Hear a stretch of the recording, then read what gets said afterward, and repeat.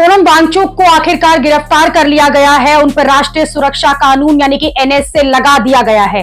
सोनम वांगचुक पर 24 सितंबर को लेह में हिंसा भड़काने का आरोप है। सोनम वांगचुक को गिरफ्तारी का अंदेशा पहले ही लग गया था। हालांकि सोनम वांगचुक अपने गिरफ्तारी को लेकर पहले ही ये कह चुके थे कि उन्हें लग रहा है कि कुछ ऐसा मामला बनकर उन पर एनएसए लगा दिया जाएगा और 2 साल के लिए उन्हें जेल में डाल दिया जाएगा। वो जेल जाने के लिए तैयार हैं, लेकिन उनके जेल जाने से समस्याएं कम नहीं होंगी बल्कि समस्याएं और बढ़ जाएंगी। उधर अरविंद केजरीवाल और विपक्ष के दूसरे नेता भी लगातार ये कह रहे हैं कि सोनम वांगचुक को निशाना बनाकर सरकार ठीक नहीं कर रही, क्योंकि सोनम वांगचुक ने लद्दाख में अच्छे काम किए हैं।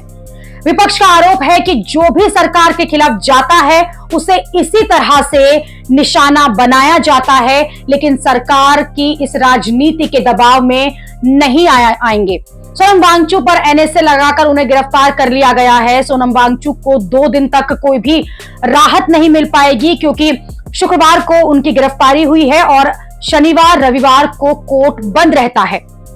अगर सोनम वांगचुक ने सुप्रीम कोर्ट में अप्रोच किया तो वहां से राहत मिलेगी या नहीं मिलेगी, इस पर भी कुछ नहीं कहा जा सकता। और अगर कुछ होता भी है तो वो सोमवार तक कुछ होगा।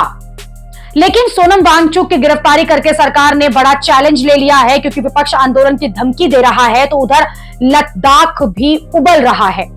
लद्दाख में स्थिति नियंत्रण में रहने के लिए कड़ी मशक्कत करनी पड़ेगी। लद्दाख में फिलहाल तो स्थिति जो है वो सरकार के नियंत्रण में है, प्रशासन के नियंत्रण पे है, पर वहां पर मोबाइल इंटरनेट सेवा और ब्रॉडबैंड सेवाओं को भी कम किया गया है। किसी भी तरह की कोई अफवाह न फैले और फिर से हिंसा न हो, इसके लिए सरकार हर तरह से सावधान है। लेकिन सोनम वांगचुक को रियायत